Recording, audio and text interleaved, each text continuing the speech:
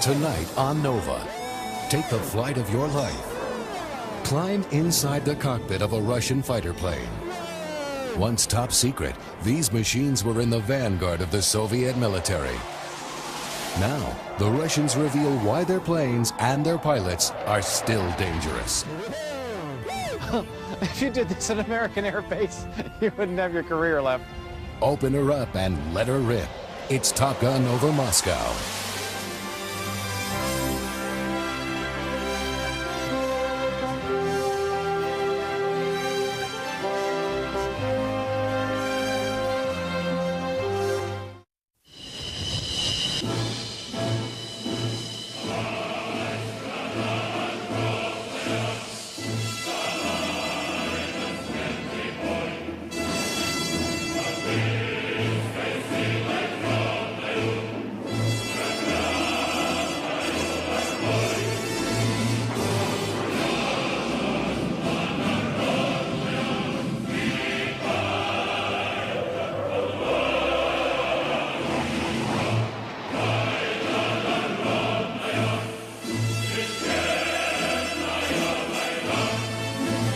Forged of revolution, 2 world wars, and decades of Cold War fears, these powerful fighter jets were the pride of the Soviet Air Force.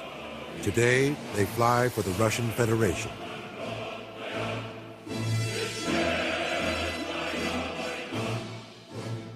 For nearly 50 years, the United States expected to do battle with these men and machines.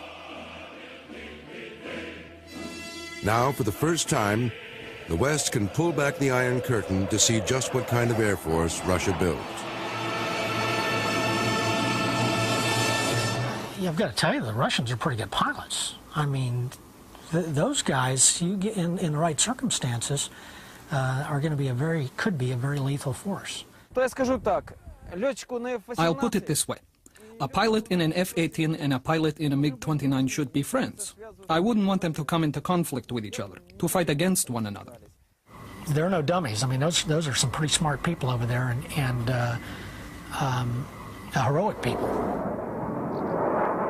Many believe it would have been a close contest. America's jets and pilots against Russia's.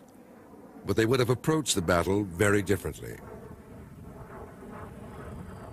Kind of the whole philosophy of Russian fighters is rugged nature, max performance, passive weapons, ease of maintenance in the field.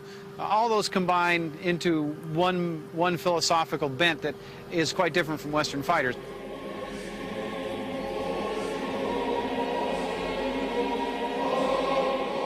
Russia has impressive air technology, which may even surpass the West in some areas. But their way of doing things has a practical, almost primitive side that baffles Western observers.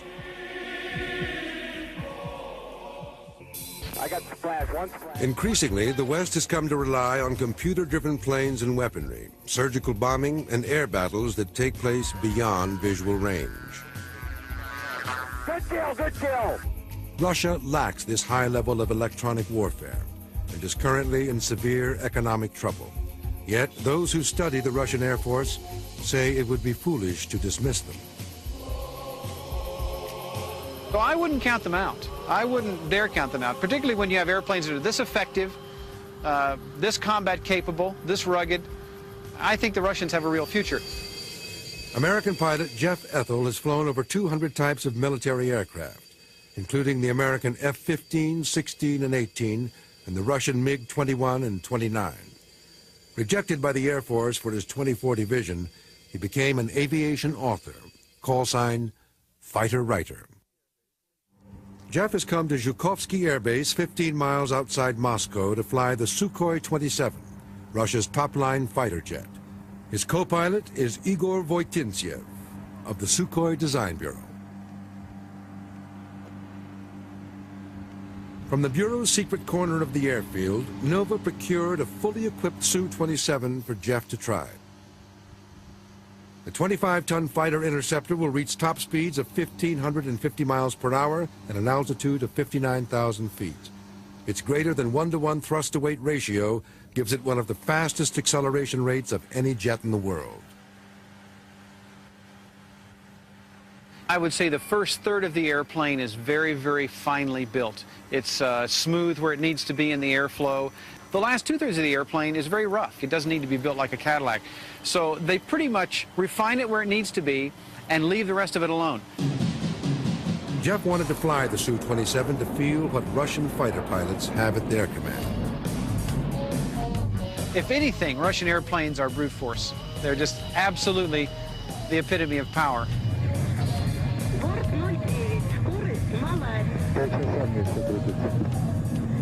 And the first thing we did was a terrific low level. And Igor was quite happy to be right down in the street. Igor said, here, let me take it. We went down into a riverbed. And I mean so low that we could see the distinct trees coming by on either side of the riverbank. Low-level flight is dangerous, especially at a blistering 650 miles an hour. But Russians have always valued the ability to fly low in support of their ground troops and to evade radar detection. Then just pointed the nose up, went into afterburner, punched through the cloud deck, and the first thing we started to do was a series of rolls. I show you John with afterbus. Okay? Pulling high G in this airplane did not seem to be as uncomfortable to me as maybe in some other airplanes. Probably not as good as an F-16 because you're lying down a bit, but certainly easier than most airplanes that you sit up in. Little overshoot. Quite frankly, the capability is turned very fast, very tight, low. And that's an important capability for evading enemy aircraft fire, enemy missiles.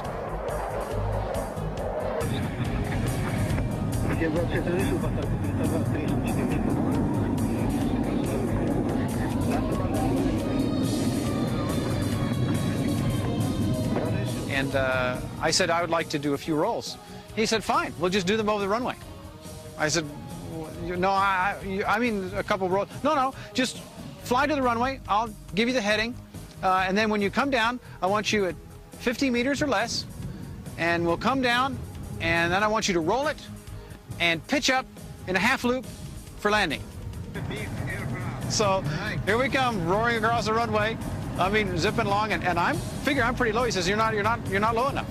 So bump the stick a little bit forward, and down we come. And I mean, we were low. Okay. Yes, sir. If you did this at American Air Base, you wouldn't have your career left. There are many striking contrasts between Russian and American air bases, not the least of which is overall appearance. In the United States, daily FOD sweeps for foreign object damage clear the flight line of the smallest bits of litter that could wreck a jet engine. At Russian airfields, metal scrap is tossed in the open. The grass is allowed to grow tall, even on the runways. Birds, lethal to an engine if sucked inside, gather freely in the fields around the tarmac. To the Russians, there is an undeniable logic behind the mess. After all, the field of combat would hardly be cleaner. Walking around a Russian air base is quite a unique experience for an American who is used to seeing everything picked up and nothing that can get in the airplane, and here that isn't the case. It doesn't need to be. Russian jets are designed to perform in less than ideal conditions. Retractable titanium grates protect the engine intakes on the Su-27, 30, and 35. The MiG-29 has doors that automatically shut on its intakes to keep them from inhaling debris. During takeoff and landing, the MiG's engine breathes through slits at the top of the wings. They build airplanes like tanks. The U.S. Air Force and the West builds airplanes like fine watches.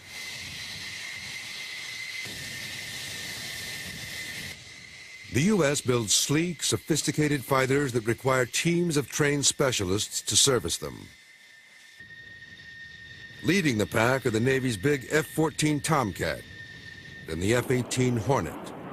Small and agile, the F-18 is good for both ground attacks and air combat.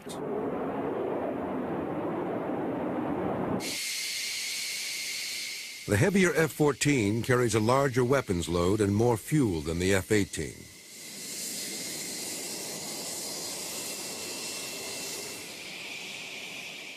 The primary jet of the U.S. Air Force is the single-engine F-16 Fighting Falcon. It provides excellent visibility, the fastest, tightest turn rate of anything in the air, and pilot comfort. The lightweight plane fits around the pilot like a glove.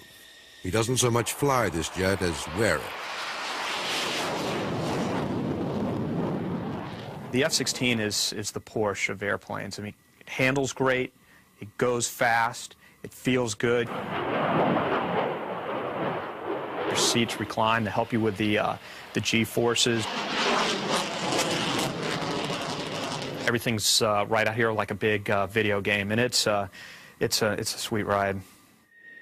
While the Russians admire American planes, they consider them almost too delicate for the rigors of war. Our military aircraft was designed for battle. It's built for war, not to just stand there and look pretty. Here, behind me, you have an example of this. You can't break this plane. You could land it on its fuselage, and they'd come out, pick it up, lower the landing gear, clear the engine, and you could take off again. We go at it with a scalpel, trying to very, very carefully hone the capability, build the weapon. They go at it with a sledgehammer. Two design bureaus, originally under strict control of the Soviet government, are responsible for the look and performance of Russia's top fighter jets.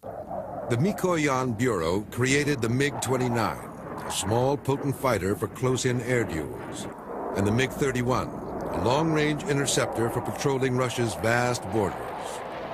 From the Sukhoi Bureau came the Su-25, a flying tank for ground support missions. Sukhoi also developed the Su-27 and the Su-35, both fighter bombers.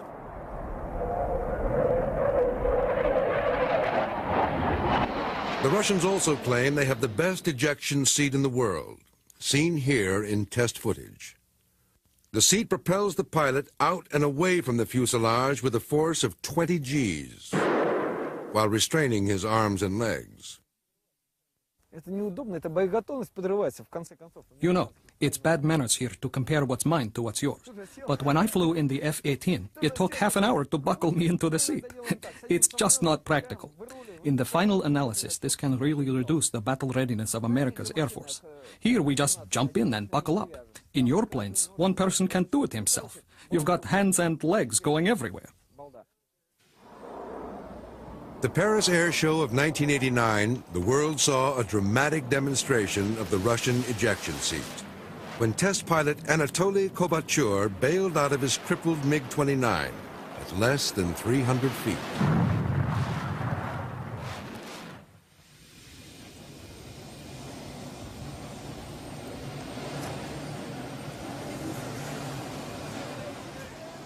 Kovalyov walked away from the accident.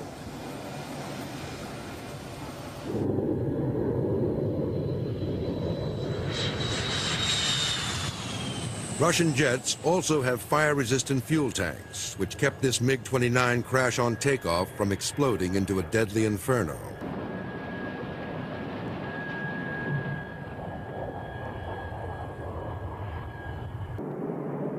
Russian test pilots were among the first to experience extreme G-force in the days before its effects on the human body were understood. Yet even today, Russian fighters wear only a partial G-suit, more like a girdle that fills with air to force blood back to the body's major organs and prevent blackout. You know, we always try to wear the maximum amount of G protection we can get. Now we're even talking about full G-suits that go from your neck all the way down. In Russia, there's also maybe a bit more of a, I'd say, a macho attitude toward flying. They sometimes do not wear G-suits in their airplanes. Sometimes wear an abbreviated G-suit. So in the West, we'd probably be a bit shocked at that.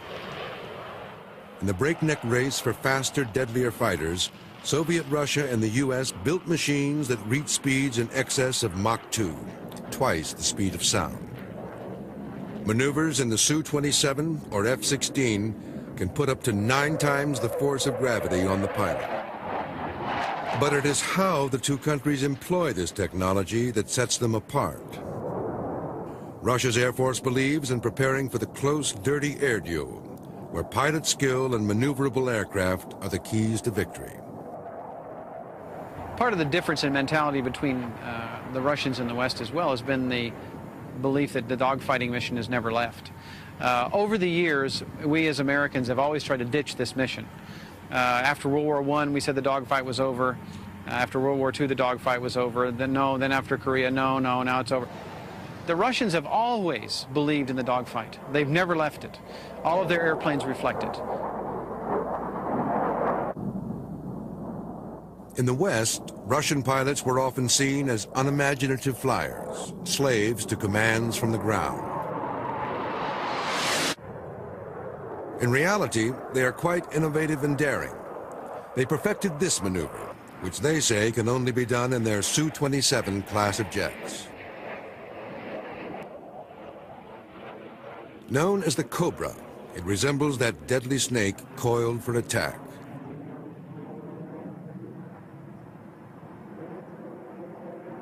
In a duel situation, if two aircraft are closely matched, it's hard to win the duel. The Cobra lets a pilot who's being pursued rise above and slide behind his adversary, thus becoming the pursuer.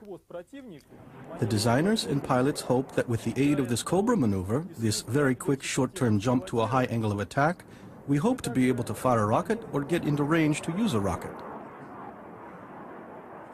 It's a last-ditch maneuver. It's something a pilot would do to shake somebody off of his tail. It's very effective for that. But again, it's something we normally don't do in the West. The Cobra recalls an earlier time in Russian history when another, even more heart-stopping maneuver was adopted. The Taran, or deliberately ramming an enemy's airplane.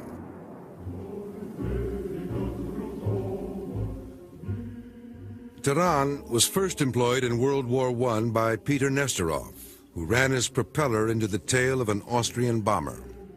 He did this because he ran out of ammunition. And Nesterov, the practitioner, the pioneer of this technique, died, but his example lived on.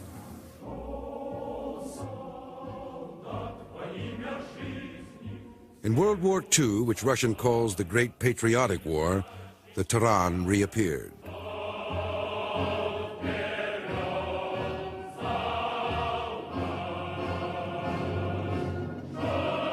One has run out of ammunition. He can't simply leave the battlefield, return home and say, "You guys keep on fighting, I'm going home." After all, that would be desertion. This pilot must continue with the battle.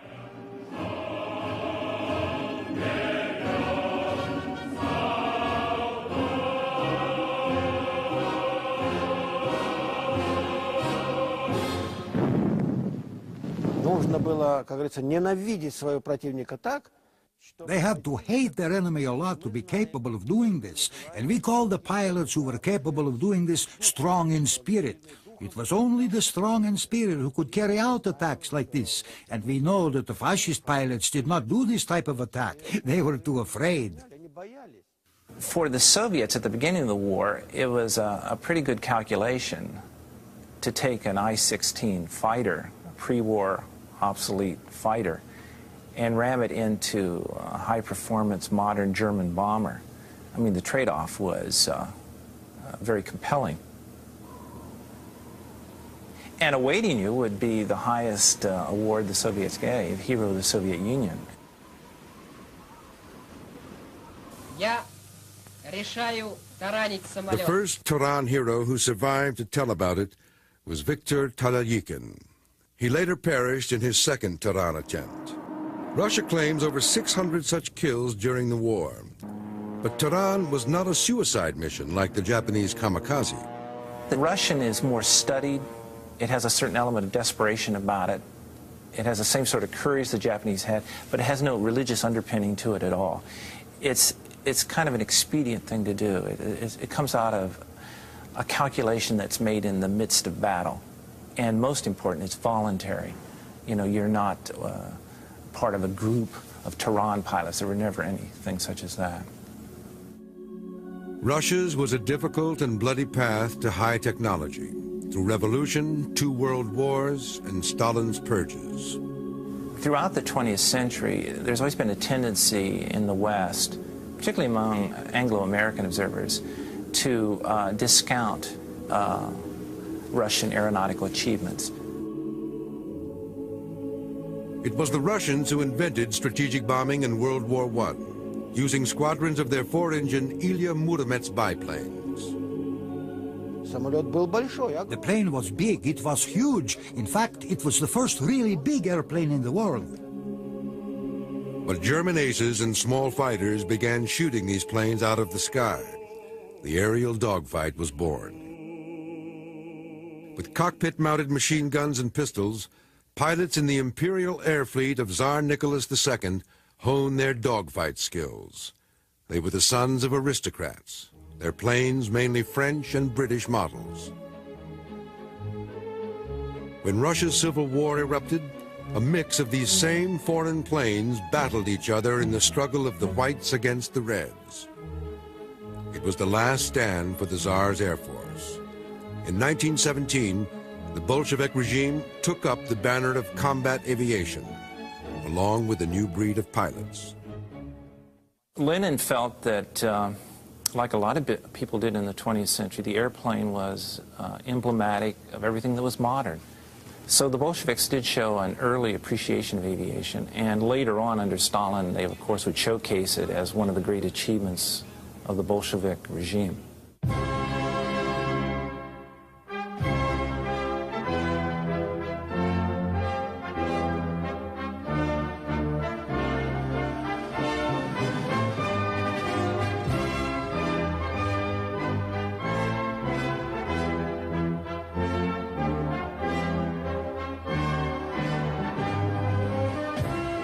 Stalin was obsessed with making and breaking world flying records, using his own group of airborne socialists, the Falcons. The most famous, Valery Chekolov, was the first man to fly to the North Pole.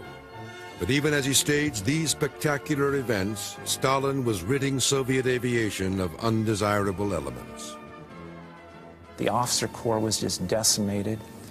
And great designers like Andrei Tupolev, who designed all those marvelous aircraft, including the Maxim Gorky and the bombers, he was also arrested. And between 1939 and 41, he was put to work in Moscow in a prison workshop. In our worst moments, we never treated our aeronautical community that way. Stalin's concept of Soviet technical progress reached its most absurd dimensions with the gargantuan 70-ton Maxim Gorky. It had red wings, 8 engines, and speakers that broadcast propaganda to the cheering crowds. It ended in ill-fated flight in an aerial demonstration when a smaller aircraft endeavored to do a loop over the Maxim Gorky and crashed into the wing. The Gorky's demise foreshadowed the start of the First Great Air War. In June 1941, the Third Reich's Operation Barbarossa laid waste to the mighty Red Air Fleet still parked on the ground. It was a stunning blow to Stalin and the Soviet people, who thought their air power was invincible.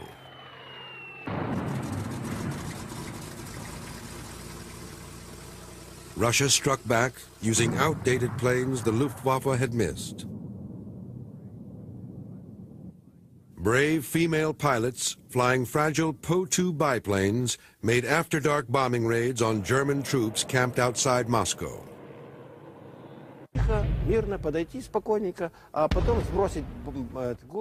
Quietly, coolly, they approached the target, dropped the bombs, and then got out of there.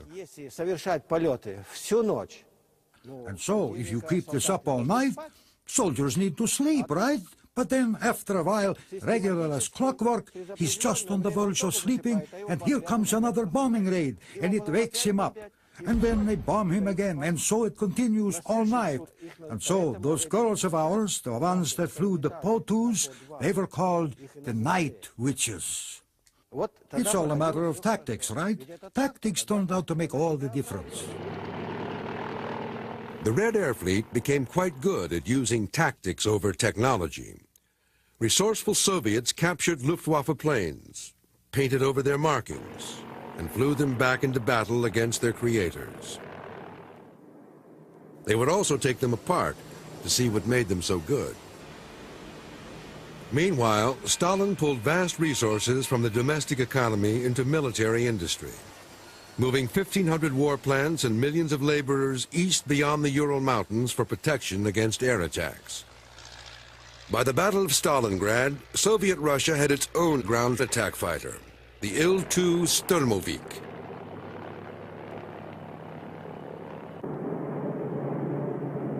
Sometimes machine gun fire at oblique angles would just bounce off the aircraft. It was very sturdy, very difficult to shoot down because of its resilience. And this is the very kind of aircraft that the Soviets delighted in using.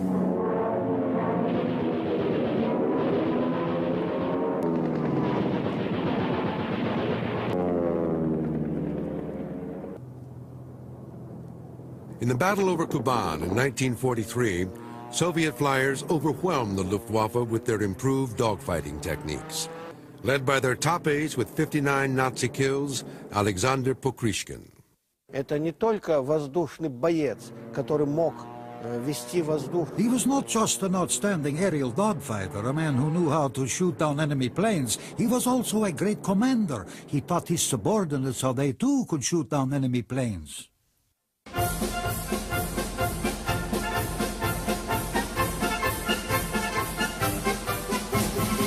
Pokrishkin was once asked, having downed 59 German aircraft, why he never used the Tehran. And his rueful answer was, I never ran out of ammunition. By the closing years of the war, all the major powers were seeking faster planes. Piston engines and propellers limited airspeed to 500 miles an hour. Like Germany, Russia had already experimented with rocket planes. But rocket planes weren't maneuverable. They burned straight and fast. A new form of propulsion was needed, the turbojet. The British Labour government in 1946 helped the Russians leap ahead by making them a gift of the best jet engines in the world, the Rolls-Royce Nene. Stalin's response? Who would be so stupid as to give us their best engines? Once they acquired these engines from the British, they were able to upgrade them, improve them. In terms of their metallurgy, they were very advanced. And so by the time you get to the Korean War, they have jet engines that are equal to, or in some cases maybe superior, depending on what you're talking about, to what the Anglo-Americans might have had at that time. That ever since World War II, the Soviets had been building their military strength. Their threat of world domination was real.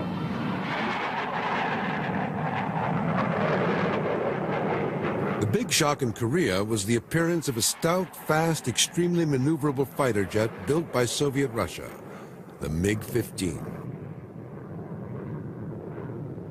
They were flown by North Korean pilots, but their early kill rate against the Americans was astonishing. Now it is known that there were also Russian aces in the cockpits of those MiGs.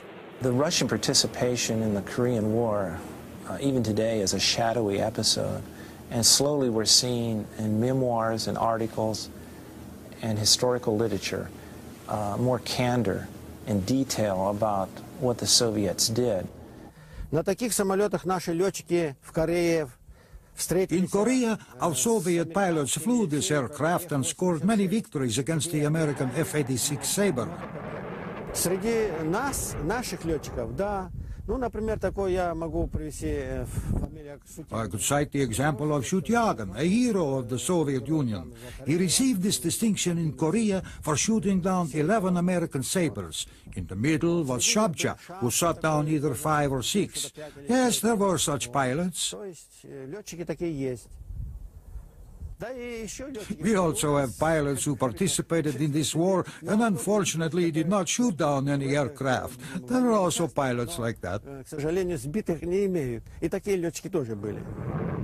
Korea was the last reputed use of Tehran, though enthusiasts believe there's still a place for it in modern warfare. What if an enemy aircraft has closed in on you from the side? What will you do? You can't shoot him and you can't fire a missile. He's too close. Well, it could happen. There's a lot to think about with these things. But today, faults of Tehran lie far away for both sides of the old Cold War. The clearly defined foe has temporarily vanished. Дар поэта ласкать корабль, роковая на нем печать. Розу белую с черной жабой я хотел. In mythical Camelot, King Arthur gazed about his round table and bemoaned how the lack of enemies had made his once glorious knights idle and dull. But Russia's warriors have not become slack in peacetime, despite what a Westerner might make of this scene. In Russia, it is not politically incorrect to drink, smoke, and pull 9 Gs the next morning. These are the Ruskiya Vityatsi, or Russian Knights, enjoying a day off with members of the Sky Hussars and Martins. These men were once known as the Guard, the Soviet frontline air defense fighters who protected Moscow. Generally speaking, we never had hostile feelings toward the American people nor toward American pilots. Decent people are valued by all of us, and so it turns out we were not enemies. The Cold War was not between the people of America and the Russian people. It was between Russian and American politicians. The Russian Air Force has always viewed itself as defending the homeland. They like to point out that America has fought all its air wars far from home.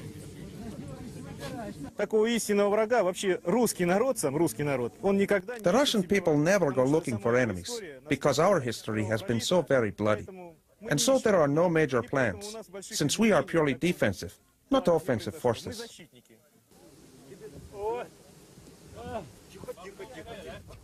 With the Cold War over, these men are relieved old hostilities have ended. But their mission remains unchanged, to guard the skies over Moscow.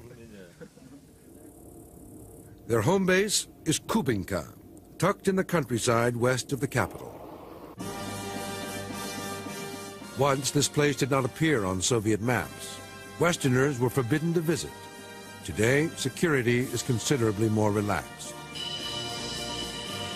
Since the collapse of Soviet Russia, the biggest problem is money for fuel and getting pilots enough airtime.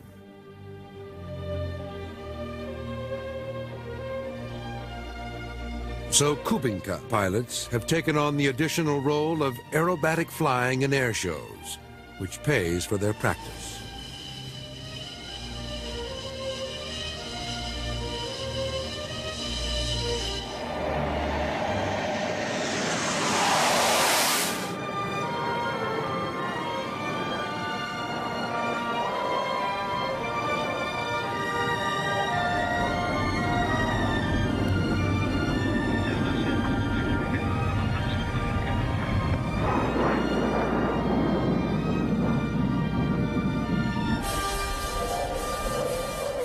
This formation flying is not as innocent as it appears.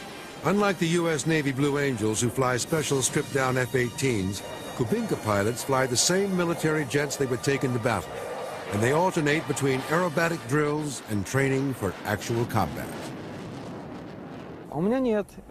I can be flying loop-the-loops here today, and tomorrow I'll be at the military training ground, dropping bombs and firing my cannon.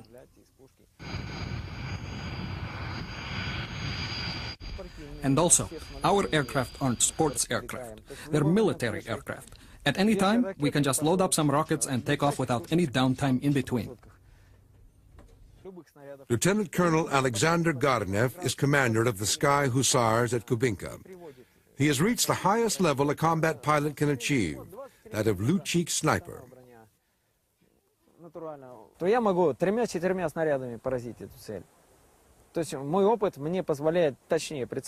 That means that I can place 30 of 30 warheads right on target. My experience allows me to sight better than most pilots and destroy the targets. I don't have any problem whatsoever with destroying moving targets. I'll fly in, it'll only take me 2 or 3 rounds, and I'll take care of it. That's why I'm a Lyotchik sniper.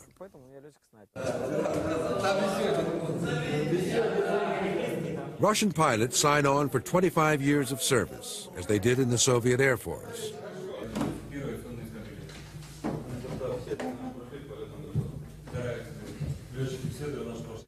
Garnev says training today is much the same as it always was.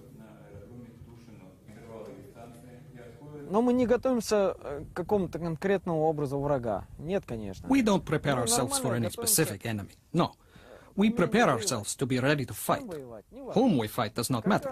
What difference is there? I mean, the maneuvers will be the same. The tactics will be the same.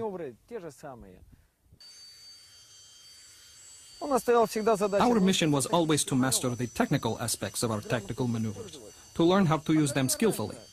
And who cares what kind of insignia is on the other plane? Lord, he won't ask me if I have a cross or a star on my fuselage. He's an enemy. Shoot him down and then move on. That's it. The Sukhoi 27 has advanced electronic weapon systems that will lock onto and attack 2 targets 40 miles away. But Russian electronics are not as sophisticated as U.S. systems, and the Russians aren't as confident that battles can be won without actually seeing the enemy. All Russian fighter jets are equipped for close fights with the biggest gun in the business, a 30-millimeter cannon that fires 50 rounds per second. But they also carry bombs and medium and long-range missiles.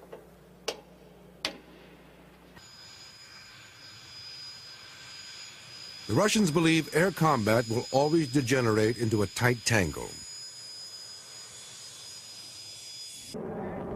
So these frontline defense pilots at Kubinka prepare for the inevitable by engaging each other in close contact dogfights.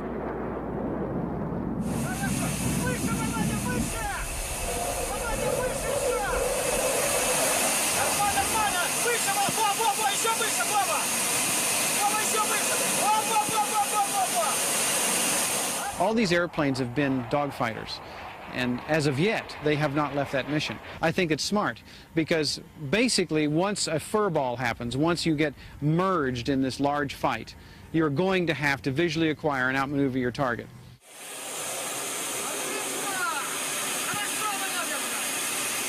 In Russian dogfight training, there are critical maneuvers every pilot is expected to master. One is the kolokol, or bell. As fighters like the MiG-29 or Su-27 move in close for the duel, they lose airspeed and can fall into a tailslide. The bell teaches pilots how to correct this potentially fatal situation.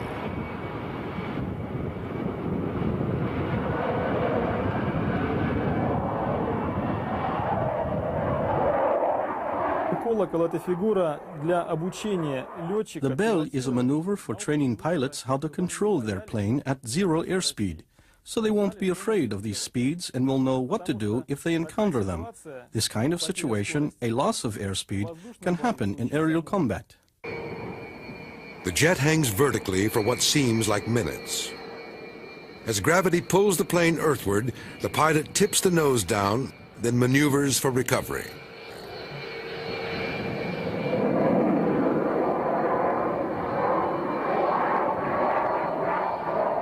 It goes to show you again what the Russians are willing to do to max perform their airplanes. They really want to push them to the limits. They want to know exactly how far this airplane can go in combat and what it can and can't do.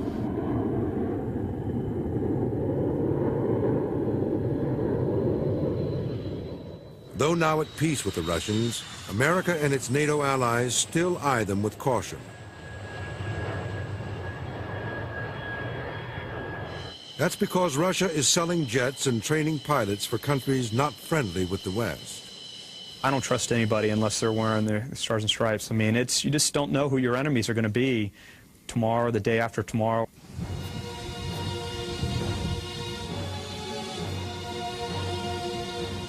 The warrior's sun rises over the Naval Air Station at Oceana, Virginia. Here, a select group of Navy flyers trained to fight an unknown enemy in a Russian jet.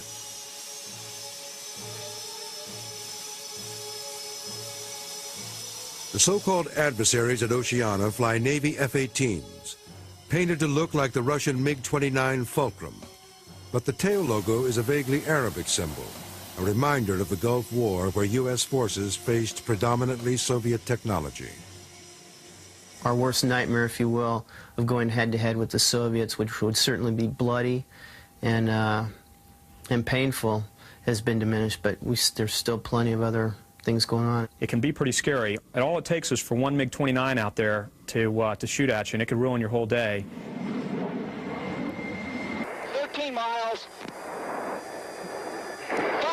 Fox 1. Oh, Jesus.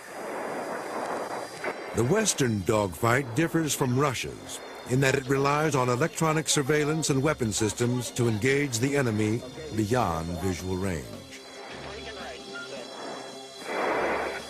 Good hit on one. In other words, we want to just fire our weapons and kill him before he even knows we're there.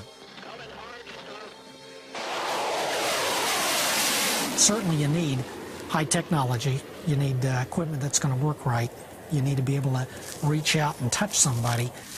But what you can't forget is that you have to be able to train. Like Russia, the U.S. military is having trouble paying for fighter training. In recent years, money for dogfight programs has been severely reduced, and greater emphasis placed on preparing for surgical bombing missions like those in Desert Storm. Oceana is one of the last remaining air-to-air fighter programs. We've just stood down all the aggressor squadrons in the Air Force. There are none. The Navy is toning down its aggressor training. Somebody famous said, and I don't know who it is, you fight like you train, and when you quit training, you're going to lose that edge. You're going to lose that war fighting capability. And I think that the worst thing that they could do would be to shut these adversary squadrons down. One irony of the post-Cold War era is that former enemies now face the same dilemma: how to continue financing what it takes to stay in this game. As they've done time and again, the Russians turn their desperation into a practical solution. They keep the cold, hard cash coming in by selling rides in their combat jets. Power of this. Oh, it's almost beyond description. One of the most exciting thing I've ever done in my life.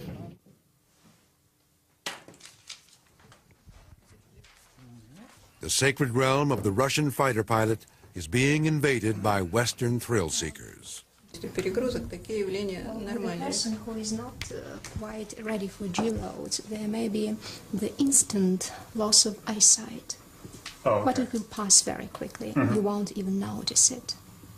John Karasawa, a young California electronics specialist who loves fighter jet video games, couldn't resist when he learned he could fly the genuine article for $15,000. Requirements for the joyride were not very stringent, just the most cursory physical exam. Then a briefing from pilot Alex Garneyev, which assured the student of a gut-wrenching ride. Okay. Immelman is you make first half of the loop and then half roll. This is Immelman. And so on. All others I'll explain you. Okay. We'll mention the order of ejection once more, and then we'll fly. Okay. If you're ready, we'll go and change. I think so.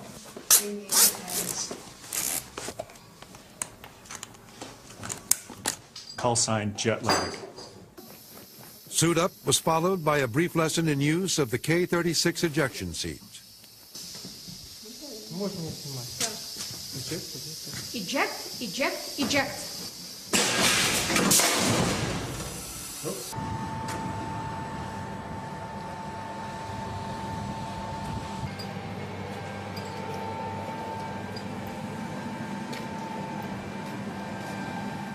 With John buckled into the cockpit, there was one small final detail: signing the release form.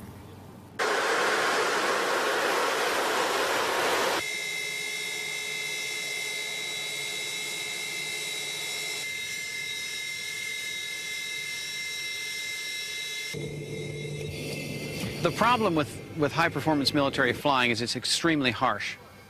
You're looking at an environment that no human being was meant to be stuck in.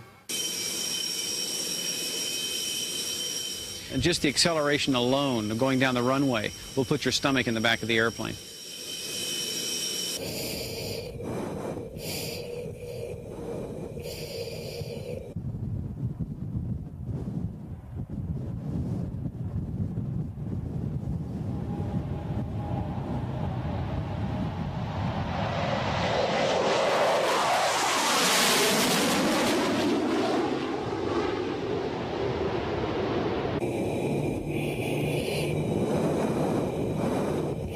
Yeah, fall off the road!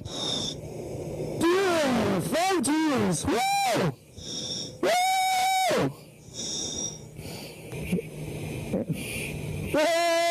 Yeah! Woo! You put a person in an airplane like this, and their inner ear spins, they're pulling many G's, they're going upside down.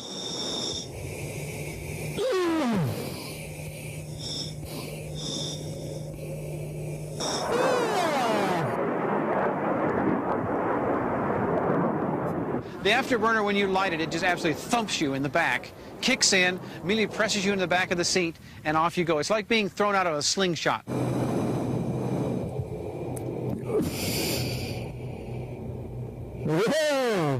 The problem is that most people don't realize how violent it's going to be. And as a result, what happens is they get in it, they don't know they're getting sick, and all of a sudden, they're getting sick.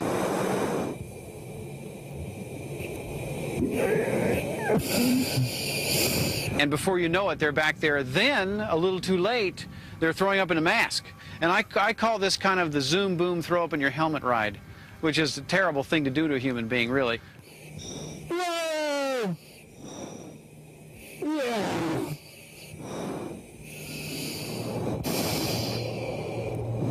I am not feeling too well right now. But you really have to become acclimated to this kind of flying.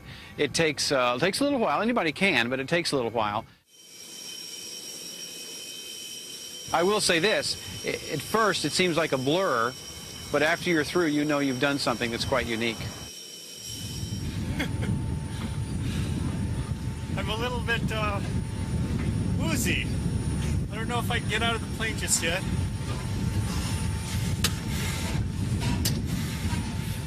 Where's Vladimir? Where is that guy? Oh, come here. Thank you. How are you? Very good. Good. Vladimir, you can be my wingman anytime. Really?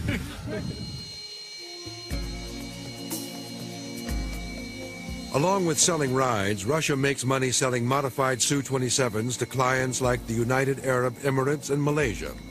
China just arranged to buy 72 of these advanced fighters as a prelude to licensing their production.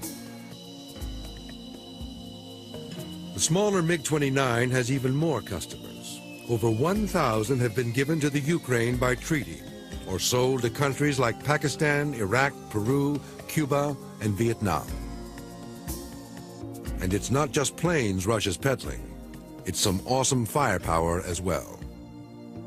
Not only MiG-29 and the Su-27, but they are now working hard to provide all those modern weapon systems for such old aircraft as MiG-21, because there are over 4,000 MiG-21s all over the world. And if somebody modifies it and establishes new weapon systems, it becomes almost as effective as, say, F-16. Russia is already flying their new Su-35. A 27 with improved electronics, a new wing edge, and canards under the nose for more violent turning capability. And rumor has it, Russia is also working on its next-generation MiG fighter, which could incorporate stealth features similar to the American F-117 or F-22.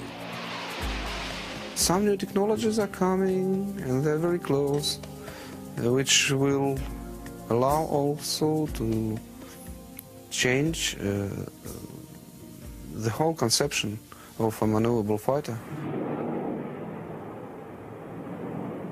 Even more than the West, Russia made huge sacrifices in its domestic economy and in human lives to become the air power it is today. Nowhere is that felt more strongly than in this place, where generations of Russian pilots who gave their lives for the motherland are honored. This is the Memorial Cemetery in Zhukovsky. This is a holy place in the town. This is the place where test pilots are buried.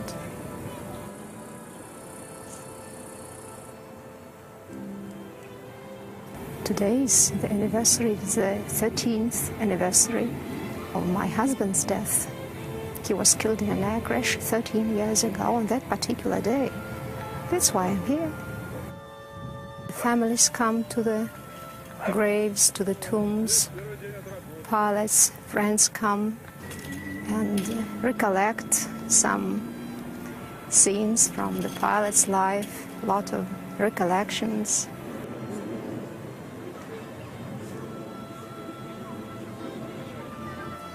And traditionally, they drink vodka, wine, well, and eat something. Well, this is the tradition.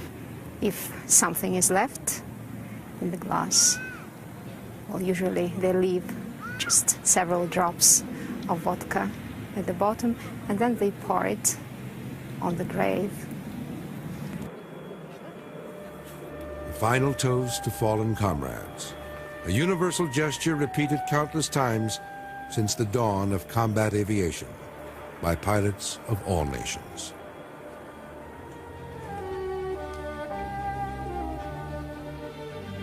I was talking with one of the Russian pilots yesterday before we flew, and we were saying how sad it is that we love to fly machines that kill.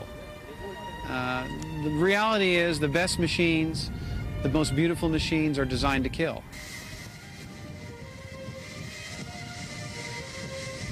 It's a very, very strong tug-of-war inside a pilot that he has to think about employing this against somebody that he really would probably like sitting at a bar with and having a drink.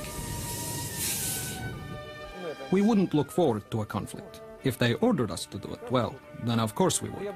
But I personally wouldn't want to. Pilots all love flying. That's what they love more than anything else. They don't love killing. That's not the issue. But to fly the most advanced and most wonderful airplanes, where are they? They're in the military. So you gravitate toward those powerful, beautiful, sleek airplanes. The powerful airplanes of the Russian Air Force and the tough, pragmatic men who fly them helped make Russia a potent threat for nearly a century. The Russian Air Force has known hardship throughout its painful history, only to emerge a leaner, more formidable foe. Though now in economic and political crisis, the Russians will not easily surrender their hard-won position as leaders in combat aviation. Using practical, if desperate, measures, they continue their relentless pursuit of Slava Ruskoi Aviatsii, the glory of Russian aviation.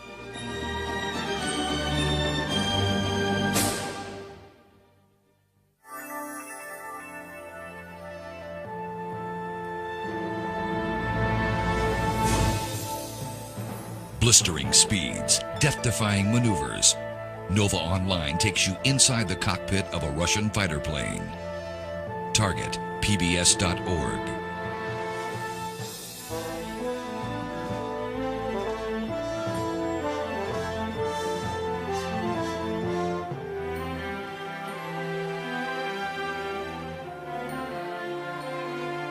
To order this show for $19.95 plus shipping and handling, call 1-800-255-9424. And to learn more about how science can reveal the truth and solve the mysteries of our world, ask about our many other NOVA videos. Next time on Nova. I really didn't know what was going on until the thing started shaking me really hard. His mouth just opened up and his jaw actually just came out of his mouth. You pretty much know exactly what it is. It's something wanting to eat you, you know, and you want to get the hell out of there. Shark Attack.